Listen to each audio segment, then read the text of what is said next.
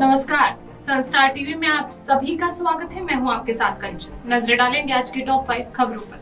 तालिबान ने अब अपना असली रंग दिखाना शुरू कर दिया है। तालिबान ने अफगानिस्तान की पहली महिला गवर्नर सलीमा माजरी को पकड़ लिया है। सलीमा ने कई बार तालिबान के खिलाफ अपनी आवाजें बुलंद भी की थी। जानकारी के मुताबिक तालिबान द्वारा सलीमा माजरी को पकड़ लिया गया है। सलीमा अफगानिस्तान की पहली महिला गवर्नर है जिन्होंने पिछले कुछ समय में तालिबान के खिलाफ आवाज बुलंद की है। आपको बता दें कि सलीमा माजरी ने तालिबानियों से लड़ने के लिए हथियार उठाने का भी फैसला किया था। जब अफगानिस्तान के अन्य नेता देश छोड़कर भाग रहे थे, तब भी सलीमा माजरी अकेले ही अपने समर्थकों के साथ तालिबान के खिलाफ खड़ी थी। मेघालय में हिंसा का तांडव रुकने का नाम ही नहीं ले रहा। मेघालय के राज्यपाल सत्यपाल मलिक के ऊपर हमला भी किया गया। मेघालय के राज्यपाल सत्यपाल मलिक के काफिले पर मंगलवार को कुछ लोगों ने हमला बोल दिया। बताया गया है कि मलिक गुवाहाटी एयरपोर्ट से लौट रहे थे। इस दौरान उनके काफिले में चल रही कारों पर कुछ लोगों ने पत्थर बरसा दिए। फिलहाल किसी के हताहत होने की खबर नहीं है।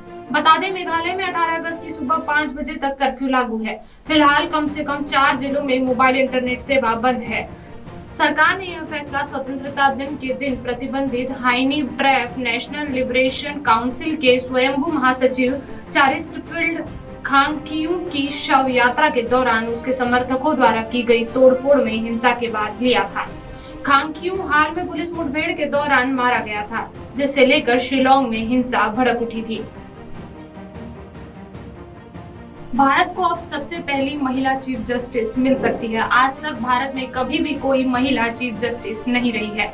भारत में प्रधानमंत्री से लेकर राष्ट्रपति तक के पद को महिलाएं सुशोभित कर चुकी है। अब भारत को पहली महिला चीफ जस्टिस ऑफ इंडिया मिलने की भी उम्मीदें बढ़ गई है। बता दें कि सुप्रीम कोर्ट की कॉलेजियम ने जिन 9 जजों की नियुक्ति के लिए केंद्र सरकार को सिफारिश भेजी है, उनमें 3 महिलाओं के नाम भी शामिल है। हालांकि भारत को पहली महिला चीफ जस्टिस के लिए 2027 तक का इंतजार करना होगा। कॉलेजियम की ओर से जो नाम केंद्र सरकार को नियुक्ति के लिए भेजे गए हैं, उनमें से कर्नाटक हाईकोर्ट की न्यायमूर्ति BV नागरत्ना का नाम शामिल है, जो पदोन्नत होकर देश की पहली महिला CJI बन सकती है। इसके अलावा तेलंगाना हाईकोर्ट की हिमा कोहली व गुजरात हाईकोर्ट की बेला त्रिवेदी के नाम की सिफारिश भी कॉलेजियम ने की है। संसद में हंगामा करना अब सांसदों को महंगा पड़ सकता है। केंद्र सरकार ने राज्यसभा के सभापति को लिखित शिकायत भेजी है। अब एक समिति नियुक्त होकर इन सांसदों पर कार्यवाही भी हो सकती है। राज्यसभा में हंगामा करने वाले सांसदों के खिलाफ कार्यवाही के लिए सत्तारूढ़ संगठन और विपक्ष के सांसदों की एक समिति बनाई जा सकती है। सूत्रों से यह जानकारी मिली है। 7 या 9 वरिष्ठ सदस्य इस समिति का हिस्सा हो सकते हैं। उन्हें 1 महीने के भीतर अपनी रिपोर्ट और सिफारिशें देने के लिए कहा जा सकता है। सूत्रों ने कहा कि सरकार उन सांसदों पर सख्त कार्रवाई करना चाहती है जिन्होंने मानसून सत्र के दौरान संसद में हंगामा किया। सूत्रों ने कहा कि व्यवधान से करीब 130 करोड़ से अधिक रुपए का नुकसान हुआ है। पेगासस मामले में सुप्रीम कोर्ट ने सरकार को नोटिस भेजा है। सुप्रीम कोर्ट ने सरकार को जवाब के लिए 10 दिन का समय दिया है।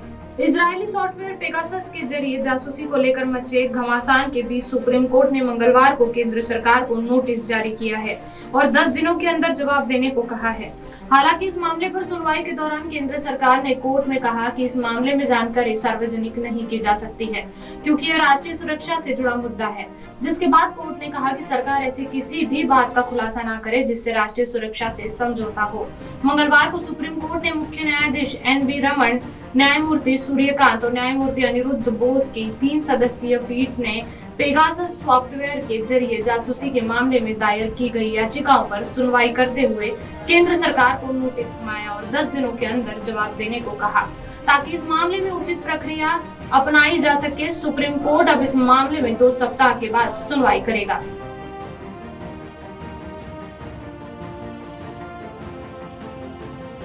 ऐसी और अन्य खबरों के लिए देखते रहिए सनस्टार टीवी। धन्यवाद।